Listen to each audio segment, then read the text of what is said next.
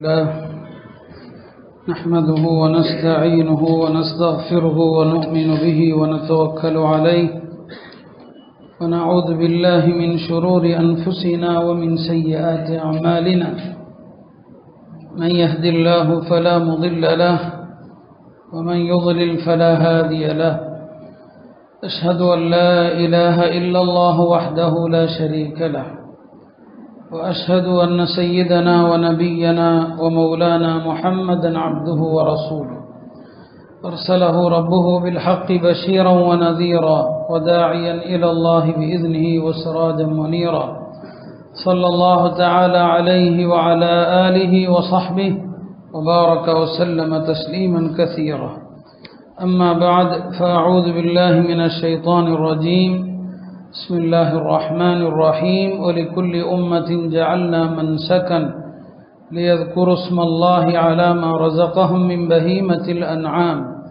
فإلهكم إله واحد فله أسلموا وبشر المخبتين وقال النبي صلى الله عليه وسلم إن هذا يوم من ملك فيه سمعه وبصره ولسانه غفر له وقال عليه الصلاة والسلام من صام يوما ابتغاء وجه الله بعده الله من جهنم كبعد غراب طار وهو فرخ حتى مات هرما أو كما قال عليه الصلاة والسلام. அன்பிற்கினிய அல்லாஹ்வின் நல்லடியார்களே, இந்த நாட்கள் மகத்துவம் நிறைந்த நாட்களாக இருக்கிறது. ஹாஜிகள் ஹஜ்ஜினுடைய முதல் கிரியையாக இருக்கின்ற துல்ஹஜ் 8ஆம் நாள், அங்கே இன்றைக்கு 8ஆம் நாள் மினாவுக்கு சென்று அங்கே தங்கியிருப்பார்கள். ஹஜ்ஜினுடைய அமல்களுடைய துவக்க நாளாக இன்றைய தினம் அமைந்திருக்கிறது. இந்த நேரத்தில் ஹஜ்ஜுக்கு செல்லாதவர்கள், அறவே செல்லாதவர்கள், அவர்களுக்கும் ஒரு ஏக்கம் இருக்கும், நமக்கு இந்த ஒரு வாய்ப்பு அமையவில்லையே என்று ஒரு ஏக்கம் இருக்கும். சென்றவர்களுக்கும் ஒரு ஏக்கம் இருக்கும், அடிக்கடி செல்ல வேண்டுமே என்று.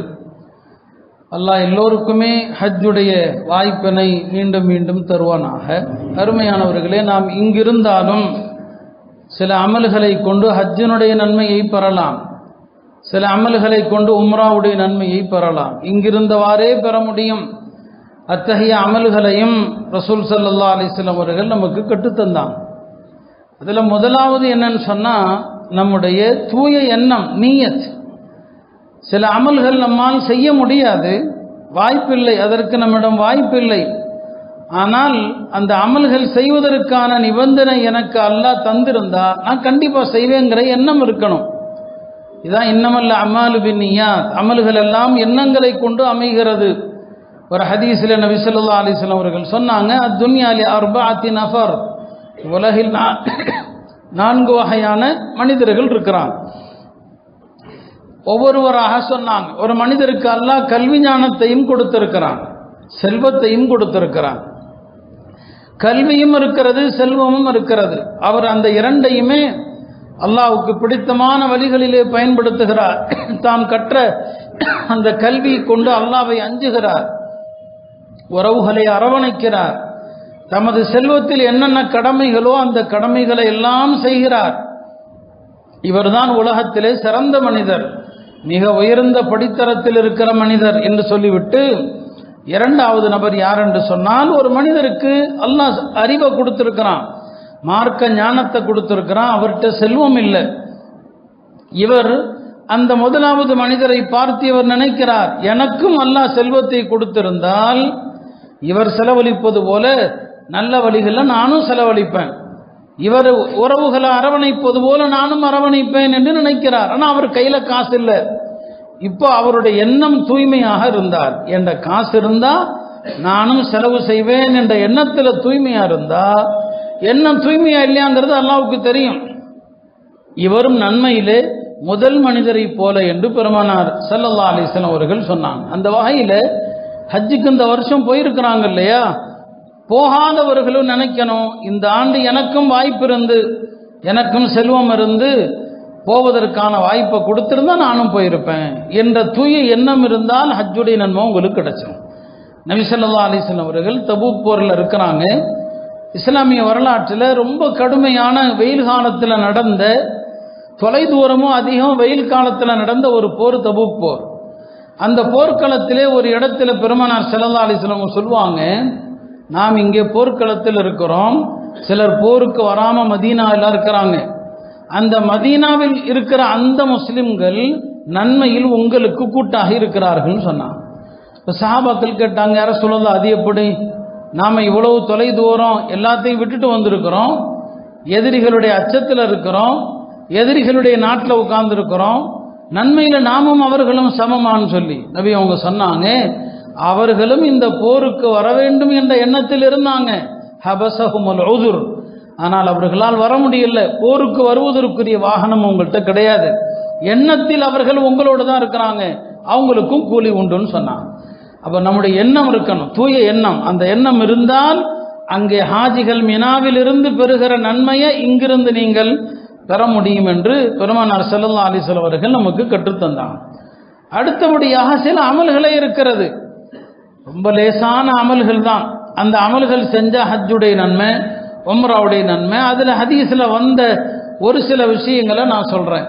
ஒரு ஹதீஸில் சொன்னாங்க, மஷா இலா ஸலாத்தி மக்தூபா ஃபஹிய கஹஜ்ஜத்தின், யார் ஒரு ஃபர்தான தொழுகைக்கு நடந்து பள்ளிக்கு வருவாரோ ஒரு ஃபர்தான ஹஜ்ஜுனுடைய நன்மைன்னு சொன்னாங்க. இது ஆதாரபூர்வமான ஹதீஸ். பள்ளிவாசலுக்கு நடந்து வருவதை நாம் பலமுறை வலியுறுத்தி இருக்கிறோம். பள்ளிவாசலுக்கு ஃபர்தான தொழுகைக்கு நீங்கள் நடந்து வந்தால் ஃபர்தான ஹஜ்ஜுனுடைய நன்மை. ஒவ்வொரு நாளும் இந்த நன்மையை பெறலாம். உண்மையான ஹஜ்ஜு வருஷத்தில் குறிப்பிட்ட நாள் தான் செய்ய முடியும். ஆனால் ஹஜ்ஜினுடைய நன்மையை ஒவ்வொரு நாளும் நீங்கள் பெற முடியும். குறைஞ்சது 5 தடவை பெறலாம். இப்போ பள்ளிவாசலுக்கு ஃபர்தான தொழுகைக்கு நடந்து வந்தால் ஒரு ஃபர்தான ஹஜ்ஜினுடைய நன்மை. அதனால குறைஞ்சது ஒரு நாளைக்கு ஏதாவது ஒரு தொழுகையாவது நடந்து வருவதுன்னு வச்சுக்கோங்க. ஏதாவது ஒரு தொழுகை, ஃபஜ்ருடைய தொழுகை நடந்து போகிறது. இப்போ நடந்து வந்தீங்கன்னு சொன்னால் ஒரு ஹஜ்ஜுடைய நன்மை. 5 தொழுகைக்கு நடந்து வந்தால் 5 ஹஜ்ஜுடைய நன்மை.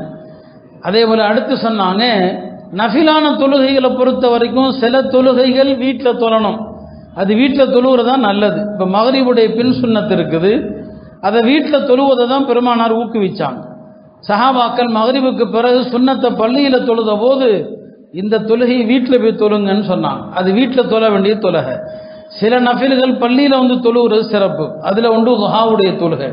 சொன்னாங்க, மஷா இலா சுபஹத்தி துஹா ஃபஹுவ கஅஜ்ரில் முஅத்தமிர், யார் துஹா தொழுகைக்காக பள்ளிக்கு வருகிறாரோ, காலையில் ஒரு 10 மணிக்கு வீட்டில் இருந்து வர்றாரு, பள்ளிவாசலில் வந்து துஹா தொழணுங்கிறத தவிர வேறு எதற்கும் வரல, இவருக்கு கஅஜ்ரில் முஅத்தமிர், ஒரு உம்ராவுடைய நன்மை கிடைக்கும் என்று பெருமானார் ஸல்லல்லாஹு அலைஹி வஸல்லம் அவர்கள் சொன்னாங்க. இப்போ பள்ளியில் வந்து நஃபில் தொழுகைக்கு வந்தீங்கன்னா உம்ராவுடைய நன்மை, ஃபர்துக்கு வந்தீங்கன்னா ஹஜ்ஜுனுடைய நன்மை கிடைச்சிருக்கு. இன்னொரு அமலை சொன்னாங்க, அந்த அமல் செஞ்சால் ஹஜ்ஜு உம்ரா ரெண்டுடைய நன்மையும் கிடைச்சிடும். ஹஜ்ஜு உம்ராவுடைய நன்மை ரெண்டையுமே சேர்த்து பெறலாம். அதுதான் காலையிலே ஃபஜ்ர் தொழுது விட்டு சூரியன் உதயமாகிற வரை திக்ரில் இருந்து விட்டு, ஃபஜ்ர் தொழணும் ஜமாஅத்தோடு, சூரியன் உதயமாகிற வரைக்கும் திக்ரில் இருந்து விட்டு பிறகு 2 ரக்காத்து தொழுது விட்டு சென்றால் அவருக்கு கஅஜ்ரி ஹஜ்ஜத்தின் வ உம்ரத்தின் தாம்மத்தின் தாம்மத்தின், பரிபூர்ண ஹஜ்ஜினுடைய நன்மை, பரிபூர்ண உம்ராவுடைய நன்மை. இங்கே இருக்கிறாரு, ஆனால் ஹஜ்ஜினுடைய உம்ராவுடைய நன்மையை பெற்று வருகிறார்னு சொன்னாங்க. அடுத்து சொன்னாங்க, மன் கதா இலல் மஸ்ஜித் லா யுரீது இல்லா அன் யதஅல்லம் خيرا أو يعلمه كان كأجر حاج تاما حجه. பள்ளிவாசலுக்கு வர்றாருங்க, எதுக்காண்டி வர்றாரு? 2 நோக்கத்தில். ஒரு நோக்கத்திற்காக, ஒன்று மார்க்கத்தை கற்றுக் கொடுக்க அல்லது கற்றுக்கொள்ள. இப்போ நான் பள்ளிக்கு வந்திருக்கிறேன் மார்க்கத்தை சொல்றதுக்காக இல்லையா? நீங்க பள்ளிக்கு வந்திருக்கீங்க மார்க்கத்தை கேட்கறதுக்காக. ஜும்மாவுடைய பயான்களை காது தாழ்த்தி கேளுங்க. சில பேர் எந்த மாதிரி பயான விரும்புவாங்கன்னு தெரியல, வந்தாலே தலை கீழே போட்டுருவார். இங்கே என்ன சொல்லப்படுது? சட்டங்கள் சொல்லப்படுது, குர்ஆனுடைய வசனங்கள் சொல்லப்படுது, பெருமானாருடைய ஹதீஸுகள் சொல்லப்படுது, பயான்கள் ரசனை. அவருக்கு ரசிக்கிற மாதிரி சொன்னால் அவர் கேட்பார், இல்லைன்னா தலை கீழே போட்டுருவார், தூங்க ஆரம்பிச்சிருவார். அவங்களுக்கு இந்த சிறப்பு இல்லை, ஞாபகம் வச்சுக்கோங்க. பெருமானார் சொன்னாங்க, பள்ளிக்கு வருகிறார் ஒரு மார்க்கத்தை கற்றுக்கொள்ள அல்லது கற்றுக் கொடுக்க வருவாரையானால் அவருக்கு பரிபூர்ணமான ஹஜ்ஜு செய்த ஹாஜியினுடைய நன்மை கிடைக்கும்னு சொன்னாங்க. பரிபூர்ணமான ஹஜ்ஜு செய்தங்கிற வார்த்தை ஒரு ஹாஜி பரிபூர்ணமா ஹஜ்ஜி செஞ்சா என்ன நன்மையோ அந்த நன்மை இந்த பயானை கேட்கறதுக்கு உங்களுக்கு கிடைக்கும். ஏன்னா நீங்க வந்த நோக்கம் என்ன, கேட்கணுங்கிறது தான். கடைசி வரைக்கும் சொல்லப்படுகிற விஷயத்தை கேட்டு யார் உட்கார்ந்து இருக்கிறாங்களோ ஹஜ்ஜுடைய நன்மை. ஆக அங்கே மினால ஹாஜிகள் ஹஜ்ஜுடைய நன்மையை பெறாங்க, இங்க நாம் இங்க உட்கார்ந்து ஹஜ்ஜுடைய நன்மையை பெறுகிறோம்.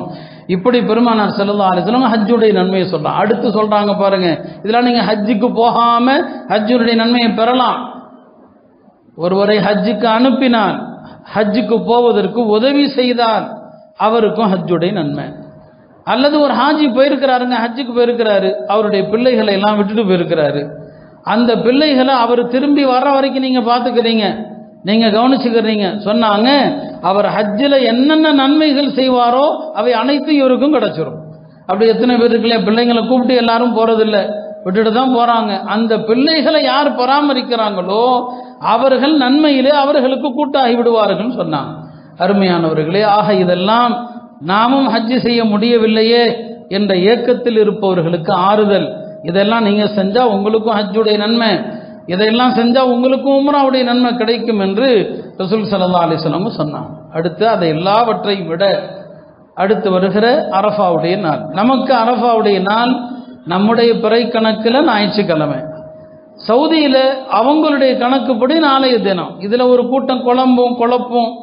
அவங்களே சனிக்கிழமை அரஃபால தங்கி முடிச்சிடுறாங்க, நாம ஞாயிற்றுக்கிழமை நோன்பு வைக்கிறதா அரஃபாங்கிற பேர்ல இன்னொரு கூட்டம் குழப்பம். உலகம் முழுக்க ஒரே நாளில் நோன்போ பெருநாளோ வர முடியாது. இந்த பூமி உருண்டையா இருக்கிறதுனால அது சாத்தியம் இல்லை. பூமி தட்டையா இருந்தா சொல்லலாம், உலகம் பூரா ஒரே பகல் ஒரே இரவு சொல்லலாம். ஒரே நாள்ல எல்லாருக்கும் அப்படி அரஃபா கிடைக்க முடியுமா என்ன? ஹாஜிகள் அரஃபால தங்கி இருக்கிற நாள்ல அமெரிக்கால இரவா இருக்கும், அவங்க பகல்ல தங்கி இருக்கும் போது. அதனால அந்த குழப்பத்தை எல்லாம் விட்டாரணும். ஏன்னா இப்பெல்லாம் தலங்கள், இணையதளங்கள்ல இந்த குழப்பங்கள்லாம் வர்றதுனால நம்முடைய பிறை கணக்குப்படி தான் 9ஆம் நாள் என்றைக்கு ஞாயிற்றுக்கிழமை. பெருமானார் ஸல்லல்லாஹு அலைஹி வஸல்லம் அப்படிதான் சொன்னாங்க, அவரவருடைய பிறை கணக்குப்படி பிறை 9 நமக்கு ஞாயிற்றுக்கிழமை. இந்த அரஃபாவுடைய நாள் ஹாஜிகளுக்கு ஒரு அரஃபா இருக்குதுன்னா நமக்கு நம்முடைய பிறையில் இந்த அரஃபாவுடைய நாள் குறித்து என்னென்ன சொல்லப்பட்டதோ இந்த சிறப்புகள் எல்லாம் ஹாஜிகளுக்கு மட்டுமான இல்லை, எல்லாருக்குமே தான். ஒரு ஹதீஸ்ல சொன்னாங்க நபி ஸல்லல்லாஹு அலைஹி வஸல்லம், அரஃபாவுடைய நாளில் யாருடைய உள்ளத்தில் எல்லாம் கடுகளவு இறை நம்பிக்கை இருக்குமோ அவர்கள் அத்தனை பேரையும் அல்லாஹ் மன்னிக்காமல் இருப்பதில்லைன்னு சொன்னாங்க. இப்போ சஹாபாக்கள் கேட்குறாங்க, யா ரசூலல்லாஹ் அலில் முஅர்ரிஃப் ஹாஸத்தன் அம் லின்னாஸி ஆம்மத்தன், இந்த பாவங்கள் மன்னிக்கப்படும் சொல்றீங்களே யா ரசூலல்லாஹ், இது அன்றைய தினம் அரஃபாவில் தங்கி இருப்பாரு அவர்களுக்கு உரித்தான நன்மையா எல்லா முஸ்லிம்களுக்கும் உரித்தான நன்மையான்னு கேட்குறாங்க. பெருமானார் சொன்னாங்க, இல்லை, எல்லா முஸ்லிம்களுக்கும் ஆனது. அப்ப அரஃபாவுடைய தினத்தில் ஹாஜிகளுக்கு மட்டும் அல்ல, எல்லா முஸ்லிம்களுக்கும் அன்றைய தினம் அல்லாஹ் மன்னிப்பை தருகிறான். எல்லாருக்குமே அன்றைக்கு மன்னிப்புக்குரிய தினம். அரஃபாவுடைய இரவு எப்படிப்பட்ட இரவுனா, ஒவ்வொரு நாளும் இரவுல வானத்தின் கதவுகள் 3 முறை திறக்கப்படுது. வானத்தின் கதவுகள் திறக்கப்படுவதன் கருத்து என்னன்னா துவா ஏற்றுக்கொள்ளப்படும் அர்த்தம். தினசரி 3 தடவை வானத்தின் கதவுகள் திறக்கப்படுது. ஒவ்வொரு ஜும்மாவுடைய இரவிலேயும் 7 முறை வானத்தின் கதவுகள் திறக்கப்படுது. அரஃபாவுடைய இரவுல 9 முறை திறக்கப்படுது. நமக்கு அரஃபாவுடைய இரவு நாளை மாலை, நாளை மகரிபுக்கு பிறகு அரஃபாவுடைய இரவு 9 முறை வானத்தின் கதவுகள் திறக்கப்படுகின்ற மகத்தான இரவு அரஃபாவுடைய இரவு. அந்த இரவுல அமல் செய்வது, அரஃபாவுடைய அந்த நாள் ஞாயிற்றுக்கிழமை என்று நோன்பு வைப்பது. பெருமானார் ஸல்லல்லாஹு அலைஹி வஸல்லம் அவர்கள் சொன்னாங்க, அரஃபாவுடைய நாள் என்று நோன்பு வைப்பதனால் 2 வருடங்களுடைய பாவங்கள் மன்னிக்கப்படும் என்று நான் நம்புகிறேன். கடந்த ஆண்டினுடைய பாவம் வரக்கூடிய ஆண்டின் பாவம். வரக்கூடிய ஆண்டின் பாவம் என்றால் என்ன? உலமாக்கள் சொன்னாங்க, ஏன்னா அவர் பாவமே செய்யலையே, அதுக்குள்ள மன்னிக்கப்படுறதுனா இந்த அரஃபா நாள் நோன்பு வைத்தால் வரக்கூடிய வருடம் அவருக்கு பாவமற்ற ஆண்டாகத்தான் இருக்கும். அவர் பாவம் செய்ய மாட்டார், பெரிய பாவங்களில் ஈடுபட மாட்டார். அரஃபாவுடைய நாளுடைய நோன்பு மகத்தானது. பொதுவாகவே நோன்புக்கான நன்மையே மகத்தானது தான். நஃபிலான நோன்பு பொதுவாகவே ஒரு ஹதீஸில் நபி ஸல்லல்லாஹு அலைஹி வஸல்லம் சொன்னாங்க, மன் ஸாம யௌமன் இப்திகா வஜ்ஹில்லாஹ், அல்லாஹ்வுடைய பொருத்தத்தை நாடி ஒரு நோன்பு ஒருவர் வைத்தார், ஒரே ஒரு நோன்பு வச்சா எவ்வளவு பெரிய சவாபு சொன்னாங்க. பஅதஹுல்லாஹு மின் ஜஹன்னம், அவரை அல்லாஹ் நரகத்திலிருந்து தூரமாக்கியறான். எவ்வளவு தூரம் அப்படிங்கிறதுக்கு சொன்னாங்க, கபூதி ஒராபின் தார வஹுவ ஃபர்ஹுன் ஹத்தா மாத ஹரிமன். ஒரு குஞ்சு, ஒரு பறவை குஞ்சு, அது குஞ்சாக இருந்து பறக்க ஆரம்பித்ததிலிருந்து அது முதுமையடைந்து மரணிக்கிற வரை எவ்வளவு தூரம் அது பறக்கும், பயணிக்கும், அவ்வளவு தூரம் நரகத்தை விட்டு அவர் தூரமாக்கப்படுவார். ஒரு நாள் நஃபிலான நோன்பு வச்சோன்னு சொன்னா அதற்கு இவ்வளவு பெரிய சிறப்பை பெருமானார் ஸல்லல்லாஹு அலைஹி வஸல்லம் சொன்னாங்க. அதனால ஹாஜிகள் அரஃபாவில் பெறுகிற நன்மைகளை எல்லாம் இங்க நாம நோன்பு நோற்று நாம திக்ர்கள் செய்து அன்றைய தினம் நல்லறங்கள் செய்து நாம பெறலாம். நான் கடந்த 2 வாரங்களும் திரும்ப திரும்ப சொல்வது அதுதான். குர்பானி இன்ஷா அல்லாஹ் அடுத்த தான் சொல்லவிருக்கிறேன். குர்பானி கொடுக்குறோம், ஆடு மாடு வாங்க வேண்டியதான், கவனமாக வாங்கணும். பெருமானார் எப்படி வாங்க சொன்னாங்க அதெல்லாம் இருக்குது. ஆனால் அதுக்காக இந்த நாட்களில் அமலே செய்கிறதில்லை. நான் தக்பீர் சொல்லுங்கன்னு சொன்னேன், எத்தனை பேர் எத்தனை தக்பீர் சொல்லியிருப்பாங்க யோசிச்சு பாருங்க. கால்நடைகளை பார்த்தா இந்த கால்நடைகள் இருக்குல்லையா, குர்பானி கால்நடைகள், இது ஷாயிருல்லாஹ், அல்லாஹ்வுடைய சின்னங்கள், இதை பார்த்தா கண்ணியப்படுத்துங்கன்னு சொன்னோம். தினசரி ஆடு மாடு பார்க்க போகிறது அது ஒரு சுற்றுலா மாதிரி ஆக்கிரமே தவிர இந்த நாட்களில் அமலே செய்கிறதில்ல. இப்போ இவர் எப்படி அரஃபாவுடைய நோன்பு வைப்பாங்க, அரஃபா அன்னைக்கு திக்ரில் திலாவத்தில் எப்படி ஈடுபடுவாங்க?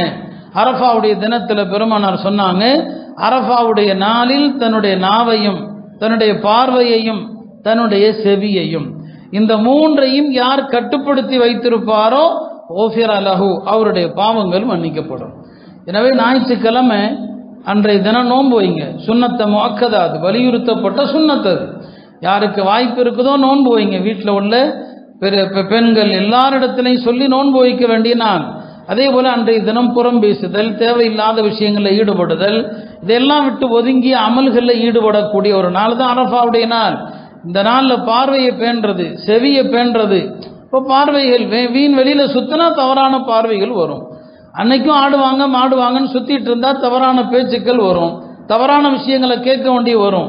அப்போ அரஃபாவுடைய அன்றைக்கு மன்னிக்கப்படணும்னா நாவை பேணணும், பார்வையை பேணணும், செவிகளை பேண வேண்டும். இதையெல்லாம் பேணினால் அவருடைய பாவம் மன்னிக்கப்படும் என்று பெருமானார் ஸல்லல்லாஹு அலைஹி வஸல்லம் சொன்னாங்க. இதை நாம செஞ்சா அன்றைய அரஃபாவில் ஹாஜிகளுக்கு கொடுக்கப்படுகிற நன்மை நமக்கும் கிடைச்சிடும். எனவே அருமையானவர்களே, ஒரு பக்கம் ஹஜ்ஜில் ஹாஜிகள் அமல்களை துவங்கி இருக்கிறாங்க. நாம் இங்கிருந்தே ஹஜ் உம்ராவுடைய நன்மைகளை பெறுவதற்கான எல்லா அமல்களையும் ரசூல் ஸல்லல்லாஹு அலைஹி வஸல்லம் எளிய அமல்கள் சொன்னாங்க. இந்த எளிய அமல்களை கடைபிடிங்க. அந்த அமல்களுக்குரிய நாள் தான் இது. இந்த குறைஞ்சபட்சம் வாழ்க்கை பூரா ஜமாத்தோடு தொழணும். இந்த நாட்களிலாவது ஞாயிற்றுக்கிழமையிலிருந்து தக்பீர் முடிகிற நாட்கள் அது வரையிலாவது என்ன செய்யணும், நாம அமல்கள் செய்யறது, ஜமாத்தோடு தொழுகிறது. அடுத்தபடியாக என்ன, இந்த நாட்கள் தக்பீருடைய நாட்கள். 2 வகையான தக்பீர் இருக்கிறது. ஒவ்வொரு ஆண்டும் நாம் இந்த சட்டங்களை சொல்றதான். ஒன்று தக்பீர முத்தலக், இன்னொன்று தக்பீர முகையத். பொதுவான தக்பீர், நேரம் நிர்ணயிக்கப்பட்ட தக்பீர் என்று 2 வகையான தக்பீர் சொல்லுவாங்க. பொதுவான தக்பீர் என்பது துல்ஹஜ் பிறை 1 ஆரம்பித்து 13 மாலை வரைக்கும் தக்பீர் சொல்லிக்கிட்டே இருக்கணும். ஒரு இடைவெளி விட்டு தக்பீர் சொல்லிக்கிட்டே இருக்கணும். இந்த பொதுவான தக்பீர் சுன்னத். அது இன்னொரு தக்பீர் நேரம் நிர்ணயிக்கப்பட்ட தக்பீர். அதுதான் அரஃபாவுடைய நாள் வரக்கூடிய ஞாயிற்றுக்கிழமை ஃபஜ்ரிலிருந்து பிறை 13 அசர் தொழுகை வரை ஒவ்வொரு ஃபர்தான தொழுகைக்கு பிறகும் ஒரு தடவை தக்பீர் சொல்வது கடமை. ஒரு தடவை தக்பீர் சொல்லணும். ஆண்கள் பெண்கள் எல்லாரும் சொல்லணும். வீட்டில் சொல்லக்கூடிய பெண்களுக்கும் தக்பீருடைய சட்டத்தை சொல்லணும். இல்லைன்னா ஒரு வாஜிபை விட்ட குற்றத்திற்கு ஆளாவாங்க. ஒரு வாஜிபை விட்ட குற்றம், அது வாஜிப், அது சாதாரண வாஜிப் இல்லை. வித்தரை விட்டா என்ன குற்றமோ அது மாதிரி ஒரு வாஜிபை விட்ட குற்றம். ஃபர்தான தொழுகைக்கு பிறகு தக்பீர் சொல்வதை விட்டு விட்டார். அப்போ அந்த தக்பீர் ஞாயிற்றுக்கிழமை ஃபஜ்ர்ல இருந்து இருக்குது. ஃபஜ்ர்ல இருந்து 13ஆம் நாள் அசர் வரைக்கும் இது கட்டாயமா நேரம் நிர்ணயிக்கப்பட்ட ஒரு தக்பீர். குறைஞ்சது ஒரு தடவை சொல்வது கட்டாயம். அதிகத்திற்கு அளவில்லை. எத்தனை முறை வேண்டுமானாலும் அந்த தக்பீரை சொன்னா உங்களுக்கு சிறப்பு. இதெல்லாம் இந்த நாட்களில் மார்க்கம் நிர்ணயித்திருக்கிற அமல்கள். இந்த அமல்களை வேற நாள்ல செய்ய முடியாது, இந்த நாட்கள்ல தான் செய்ய முடியும். இதெல்லாம் செஞ்சா நீங்களும் ஒரு ஹஜ்ஜினுடைய நன்மையை பெற்றவர்களாக ஆவீர்கள். அல்லாஹ் இந்த நாட்களுடைய அமல்களை பெறக்கூடிய மக்களாக ஆக்குவானா. அடுத்த அருமையானவர்களே, இந்த நாட்களுடைய மிக முக்கியமான ஒரு அமல் தான் குர்பானி. ஹாஜிகள் பெரும்பாலும் தமத்துவ முறையில் ஹஜ் செய்கிறவங்க அதிகம். தமத்துவ முறையில் ஹஜ் செய்வாங்க. அந்த ஹஜ் செய்வதற்காக அங்கே ஒரு குர்பானி கொடுப்பாங்க. அது வேற. நாம கொடுக்குற குர்பானிக்கு பேர் உதஹியா. ஹாஜிகள் அவங்க செய்யக்கூடிய ஹஜ்ஜுக்காக ஒரு குர்பானி கொடுப்பாங்க. நாம் பழக்கத்தில் அதையும் குர்பானி இதையும் குர்பானியுமோ, ஆனால் அதுக்கு அர்த்தம் வேற. அதுக்கு ஹதியுன் என்று சொல்லுவாங்க. நம்ம கொடுக்கறது உலஹியா, நாம் கொடுக்கறதெல்லாம் உலஹியா. உள்ளூரில் இருக்கிற எல்லாருக்குமே இந்த உலஹியாங்கிறது வாஜிபு. இப்போ இந்த குர்பானியினுடைய நாள் பெருநாள் தினத்திலிருந்து அதற்கு பிறகு 2 நாள், பிறை 11 பிறை 12 ஆக மொத்தம் 3 நாட்கள் குர்பானியினுடைய நாட்களாக இருக்கிறது. இப்போ குர்பானியினுடைய நாட்களில் அதை விட சிறந்த அமல் எதுவுமே கிடையாது என்பதை நாம் எல்லாம் அறிந்திருக்கிறோம். இப்போ குர்பானி பிராணிகள் ஆடு மாடெல்லாம் வாங்குகிறோம். பெருமானார் ஸல்லல்லாஹு அலைஹி வஸல்லம் அவர்கள் சஹாபாக்களுக்கு சொல்லுவாங்க, நீங்கள் குர்பானி பிராணிகளை வாங்கினால் அதனுடைய கண்களை உற்று நோக்கி பார்த்து வாங்குங்கள், அதனுடைய காதை உற்று நோக்கி பார்த்து வாங்குங்கள். குர்பானி பிராணிகளை வாங்கும்போது கொளுத்த பிராணியாக வாங்க சொன்னாங்க, கொம்புள்ள பிராணியாக வாங்க சொன்னாங்க, விலை உயர்ந்த பிராணியாக வாங்க சொன்னாங்க. கொளுத்த பிராணியாக வாங்கிறது, கொம்புள்ள பிராணியாக வாங்கிறது, விலை உயர்ந்ததாக வாங்கிறது, நல்ல வனப்புள்ள பிராணியாக வாங்கிறது, நல்ல விலை கூடனது வாங்க. ஹஜ்ரத் உமர் அவர்கள் ஒரு ஒட்டகம், நல்ல கொளுத்த ஒட்டகம் 300 தீனாருக்கு விற்கப்படும். 300 தீனாருங்கிறது இன்றைய தங்கத்தினுடைய மதிப்புல போட்டிங்கன்னா பல லட்சங்கள். அது வாங்கிட்டாங்க. வாங்கின பிறகு ஹஜ்ரத் உமர் யோசிச்சாங்க, ஒரு ஒட்டகம் 300 தீனார் கொடுத்து வாங்கிட்டோமே, அதுக்கு பதிலா இதை யாருக்காவது வித்துட்டு அந்த 300 தீனார் 300 தங்க காசுன்னு அர்த்தம், அந்த 300 தங்க காசுக்கு நிறைய ஒட்டகங்கள், சாதாரண ஒட்டகங்கள் நிறைய வாங்கி குர்பானி கொடுத்தா என்ன அப்படின்னு யோசிக்கிறார். அவங்க சஹாபாக்களை பொறுத்த வரைக்கும் மனசுல வந்துட்டா செய்ய மாட்டாங்க. பெருமானார்ட்ட போய் கேட்பாங்க. அவர் 300 தீனார் பொற்காசுகள் கொடுத்து ஒட்டகத்தை வாங்கினவர் கொஞ்சம் மனசு மாறுது, இதை வித்துட்டு அதே 300 காசுக்கு வேற நல்ல நிறைய ஒட்டகங்கள் வாங்கலாமான்னு யோசிக்கிறவர் எதுக்கும் அல்லாஹ்வுடைய தூதத்தை கேட்கலாம். பெருமானார் ஸல்லல்லாஹு அலைஹி வஸல்லம் அவங்கள்ட்ட கேட்ட போது சொன்னாங்க, வேண்டாம் உமர் அவர்களே வேண்டாம், நீங்க வாங்கின 300 தங்க காசுகள் கொடுத்து வாங்கியிருக்கீங்க இல்லையா, அதையே குர்பானி கொடுங்க, விலை உயர்ந்த பிராணியை கொடுக்கறதா சிறப்புன்னு சொன்னாங்க. ஆமா, அடிச்சு பேசலாம், விலை பேசுறது ஒன்றும் தப்பு இல்லை. ஆனால் அதுக்காக குறைஞ்ச விலைக்கு வாங்கிட்டா சாதிச்ச மாதிரியும், இவன் விலை அதிகமாக கொடுத்தவன் ஏமாந்த மாதிரி அவன் ஃபீல் பண்ணுவான். அப்படி நிறைய பேர் அதுக்குன்னே இருப்பாங்க. சில பேர் வேணுக்குன்னு பொய் சொல்கிற ஆளுங்களும் இருப்பாங்க. அவன் ஒரு 2000 ரூபா கூட கொடுத்து வாங்கியிருப்பான், அவனுக்கு 2 நாளைக்கு சோறு தண்ணி இறங்காது. ஆஹா என்னடா இது, இப்படி நாம் 2000 ரூபா கூட கொடுத்து வாங்கிட்டோமே, காசு அதிகமாக கொடுத்து வாங்குங்கன்னு சொன்னாங்க நபி ஸல்லல்லாஹு அலைஹி வஸல்லம். அதனால இந்த நாட்களில் இது வியாபார நாட்கள் அல்ல, இது வணக்கம். நீங்கள் காசே அதிகமாக கொடுத்துட்டீங்க, கவலைப்படாதீங்க. அவர் கம்மியாக கொடுத்து வாங்கிட்டாரா, அதை பற்றிலாம் ஒன்றும் கவலைப்படாது. நன்மை, ஒவ்வொரு காசுக்கும் ஒவ்வொரு பைசாவுக்கும் நன்மை. இப்போ நான் சொன்ன இந்த 4 விஷயங்கள், கொளுத்ததாக இருக்கிறது, நல்ல வனப்பா அழகானதாக இருக்கிறது, கொம்புள்ளதாக இருக்கிறது, காசு அதிகம். ரசூல் ஸல்லல்லாஹு அலைஹி வஸல்லம் ஆடுகள் குர்பானி கொடுத்துருக்குறாங்க, மாடும் கொடுத்துருக்குறாங்க. ரெண்டுமே ஹதீஸில் இருக்குது. பெரும்பாலும் ஆடு தான் கொடுப்பாங்க. அவர்கள் எப்போதுமே ஒவ்வொரு ஆண்டுமே அவங்க எந்த மாதிரி ஆடு வாங்குவாங்க, கருப்பு வெள்ளை கலந்த ஆடு. கருப்பு வெள்ளை கலந்த ஆடு, உடம்புல ஆங்காங்கே கருப்பு இருக்கும், கொம்புள்ள ஆடு தான் பெருமானார் வாங்குவாங்க. கொம்புள்ள ஆடு தான் வாங்குவாங்க. நம்ம பகுதியில் கொம்புள்ள ஆடை அவ்வளவாக விரும்புறது இல்லைன்னு நான் கேள்விப்படுறேன், நமக்கு தெரியாது, சொன்னாங்க நண்பர்கள். கொம்புள்ள ஆடு தான் மிசிலாக வாங்குவாங்க. எப்போதுமே நல்ல கொளுத்த ஆடாக வாங்குவாங்க. நல்ல கொளுத்ததாக இருக்கிறது, பார்க்கறதுக்கு நல்ல அழகா வனப்பா கம்பீரமா உள்ள ஆடு, இதான் நபி ஸல்லல்லாஹு அலைஹி வஸல்லம் அவங்க ஒவ்வொரு ஆண்டும் இந்த மாதிரி ஆடு தான் வாங்குவாங்க. அப்போ ரசூல் ஸல்லல்லாஹு அலைஹி வஸல்லம் அவர்கள் எதை செஞ்சாங்களோ அதை அப்படியே செய்யறதுக்கு ஆசைப்பட்டீங்கன்னா ஒரு சுன்னத்தை பின்பற்றியதற்கான நன்மையும் உங்களுக்கு கிடைச்சிடும். நம்முடைய முன்னோர்கள் ஒரு ஹதீஸை கேள்விப்பட்டா அந்த ஹதீஸை உடனே அமல் செஞ்சிருவாங்க. அப்போ கருப்பு வெள்ளை கலந்த ஆடு, அந்த மாதிரி ஆடா பாருங்க. கொம்புள்ள ஆடு, அத்தகைய ஆடா வாங்குங்க. நல்ல கொளுத்தது, பார்க்கறதுக்கு கம்பீரமாக இருக்கிற ஆடு, இதெல்லாம் நபி ஸல்லல்லாஹு அலைஹி வஸல்லம் அவர்கள் விரும்பியவை. இந்த மாதிரி அம்சங்கள் கொண்ட ஆட்டை வாங்குவதற்கு முயற்சி செய்யணும். குறைகள் உள்ள பிராணிகள் வாங்கக்கூடாது. அது ஒரு நீண்ட பட்டியல். அந்த சட்டங்களை சொன்னால் மிக நீண்ட நேரம் ஆகிடும். நாம் பல தடவை மசாயில்கள் சொல்லியிருக்கிறோம்.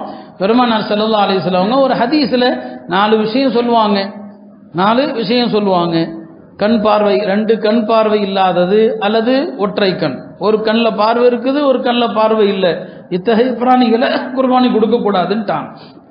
2வது, அந்த குர்பானி பிராணி இந்த அளவுக்கு நோயுற்று இருக்குது, பார்க்கிறவன்லாம் சொல்லிடுவான் இது நோயுற்ற பிராணி. அதான் அல் மரதுன் அல் பையின், தெளிவான நோயுற்ற பிராணி. பார்க்கிற எல்லாம் சொல்லலாம் என்ன சீக்கு பிடிச்ச பிராணியா இருக்குது, அப்படி தெரிந்தா அதை குர்பானி கொடுப்பது செல்லாது. மூன்றாவது, கால்களில் ஊனம் இருந்தால், காலில் ஊனம் இருக்குது, நொண்டியா இருக்குது, அதை கொடுக்க கூடாது. நாலாவது, இந்த அளவுக்கு மெலிஞ்சிருக்குது, அதனுடைய எலும்புகளில் மஜ்ஜையே கிடையாது, சதையே கிடையாது, அவ்வளவு மெலிந்தது, இந்த அம்சங்கள் உள்ளதையெல்லாம் கொடுக்க கூடாது என்று பெருமானார் ஸல்லல்லாஹு அலைஹி வஸல்லம் சொன்னாங்க.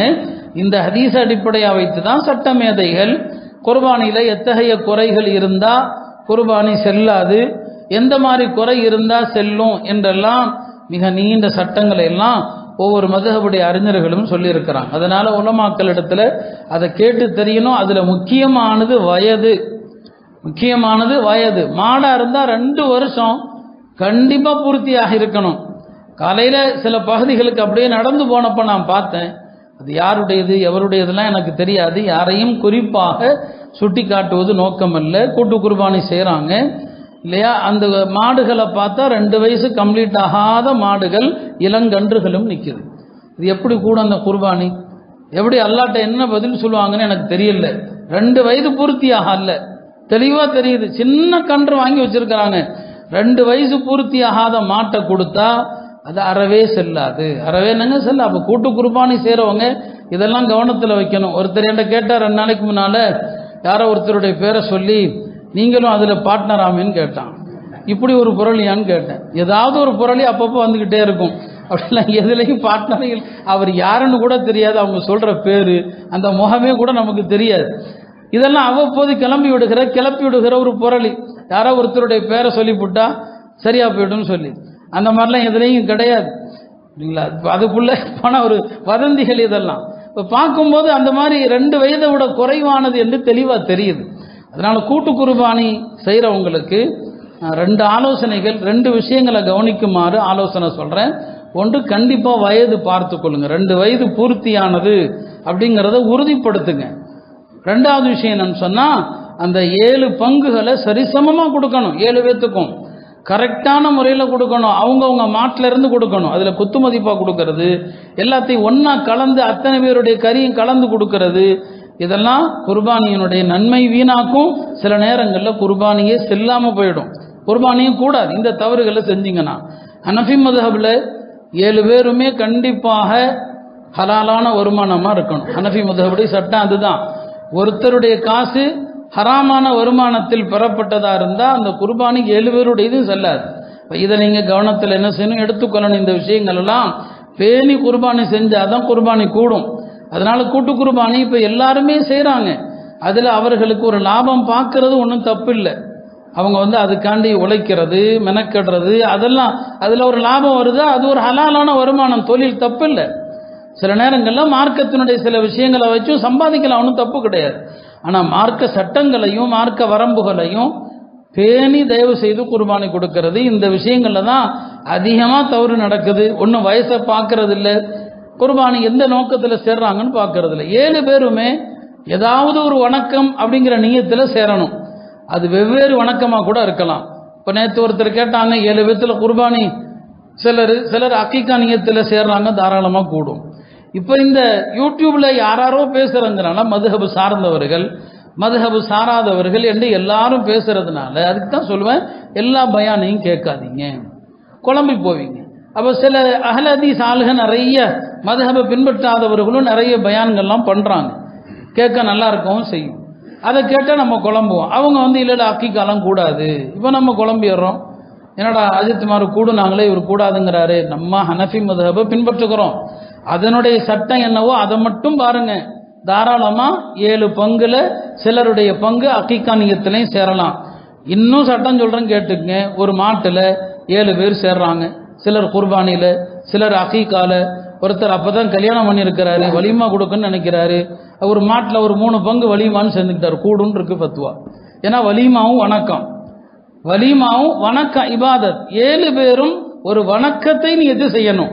அது எந்த வணக்கமாகவும் இருக்கலாம், குர்பானி, அகீகா, வலீமா, எந்த வணக்கமாகவும் இருக்கலாம்.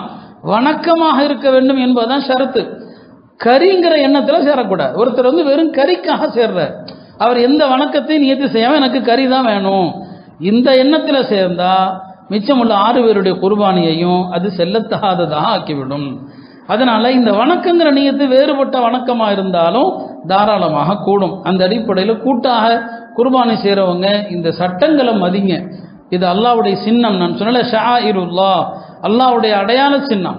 இதை மதிக்க தவறக்கூடாது. இதை மதிக்க தவறுவது, இதனுடைய வரம்புகளை மீறுவது பாவமாக போகும். சில நேரங்களில் இறை மறுப்பாக குஃபராக ஆகி போயிடும். அதனால இந்த சட்டங்களை பேணி அல்லாஹ்வுடைய கண்ணியத்தை மனதில் நிறுத்தி கூட்டு குர்பானி செய்யுங்க. இப்போ ஆடுகள் குர்பானி கொடுக்குறவங்க நபி ஸல்லல்லாஹு அலைஹி வஸல்லம் விரும்பிய அந்த கருப்பு வெள்ளை கலந்த ஆடு பெருமானார் விரும்பினாங்க, அவ்வளோதான். அதுக்கு மேலே நமக்கு எந்த காரணமும் தேவையில்லை. ரசூல் ஸல்லல்லாஹு அலைஹி வஸல்லம் அவர்கள் நமக்கு அவங்க தான் எல்லாமே. அவங்க எதை விரும்பினாங்களோ அதையே விரும்புறது. இறந்தவர்களுக்காக குர்பானி ஒவ்வொரு ஆண்டும் சொல்றதான் இதெல்லாம். முதல் விஷயம், கடமையானவர்கள் தங்களுடைய கடமையை முதல்ல நிறைவேற்றணும். அவர்கிட்ட காசு நிறைய இருந்தால் இறந்தவங்களுக்கு குர்பானி கொடுக்கலாம். நபி ஸல்லல்லாஹு அலைஹி வஸல்லம் பேரில் கொடுக்கலாம். கடமையானவர் அவருடைய பேரில் முதல்ல கொடுக்கணும். யார் மீது கடமை? சுருக்கமாக சொல்லப்போனால் ஜக்காத் யார் மீது கடமையோ அவர் மீது குர்பானியும் கடமை. கொஞ்சம் சட்டங்களில் இதில் ஜக்காத்து அல்லாமல் வேறு சில சட்டங்கள்லாம் இதில் இருக்குது. ஜக்காத்தை பொறுத்த வரைக்கும் கடமையாகிறது அசையும் பொருள் இருக்கணும். அசையா பொருள்கள், காலி மனைகள், நிலங்கள், இதெல்லாம் ஒருத்தர் வச்சிருக்கிறாரு, அவர்கிட்ட பணமா இல்லை கேஷா இல்லைன்னா ஜக்காத்து கடமையாகாது. குர்பானி அப்படி இல்லை. வசிக்கிற வீட்டுக்கு மேலே கூடுதலாக ஒரு வீடு வச்சிருந்தாரு, அந்த வீட்டினுடைய மதிப்பு சில லட்சங்களா, இவருக்கு குர்பானி கொடுக்கணும். கையில் பணமே இல்லாட்டாலும் சரிதான். ஒருத்தட்ட எக்ஸ்ட்ரா இடம் இருக்குது, காலி மனை இருக்குது, அந்த காலி மனையினுடைய மதிப்பு சில லட்சங்களா, இவற்றை கையில் பணம் இல்லாட்டாலும் கடன் வாங்கியாவது ஜக்காத் அவர் கொடுத்து தான் ஆகணும். குர்பானி அவர் கொடுத்து தான் ஆகணும். அப்போ இந்த குர்பானியை பொறுத்த வரைக்கும் இது கடமையாகிற விதமும் ஜக்காத்து கடமையாகிற விதமும் வேற. ஜக்காத்து கடமையாகிறதுல எதை பார்ப்பாங்கன்னா, அசையும் பொருள்கள் இருக்கு இல்லையா, அதில் ஒருத்தரிடத்துல நிசாபுன்னு சொல்லப்படுகிற உச்ச வரம்பு இருக்கணும். குர்பானி கடமையாகிறதுக்கு அசையும் பொருள் அசையா பொருள் எல்லாத்தையுமே கணக்கில் வைப்பாங்க. எந்த அளவுக்குன்னா, ஒருத்தட்ட 2 டூ வீலர் வச்சிருக்கிறார், அவர் பணக்காரர் அல்ல, 2 டூ வீலர் வச்சிருக்கிறார், தேவைக்கு அதிகமாக வச்சிருக்கிறார். அந்த இன்னொரு டூ வீலருடைய மதிப்பு இப்போ விற்றா 80,000 ரூபாய்க்கு போகுமா, அவர் மீது குர்பானி கடமை. 2 செல்போன் வச்சிருக்கிறாருன்னு வைங்க, பணக்காரர் இல்லை, ஆனால் 2 செல்போன் வச்சிருக்கிறார், தேவைக்கு ஒன்று தான். இன்னொரு செல்போனை விற்றா 50,000 ரூபா உதாரணத்துக்கு போகும்னா அவருக்கு குர்பானி கடமை. இதுதான் ஜக்காத்தும் குர்பானியும் வேறுபடுறது இங்கே தான். ஜக்காத்தில் இந்த மாதிரி பொருள்கள்லாம் வராது, அதெல்லாம் சேர்க்க மாட்டோம். குர்பானி கடமையில் இதெல்லாம் பார்ப்போம். ஒரு மனிதனுடைய அத்தியாவசிய தேவைகள் போக என்னவெல்லாம் கையில் வச்சிருக்கிறானோ அதனுடைய மதிப்பை கூட்டி, அதனுடைய மதிப்பு சில ஆயிரங்கள் சில லட்சங்கள் வந்தால் குர்பானி கடமை.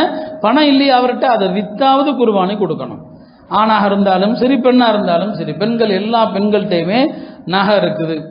நகையை தங்கத்தை பொறுத்த வரைக்கும் 10.25 பவுன், அதுதான் அசல் ஜக்காத்து குர்பானி கடமையாகிறதுக்கு.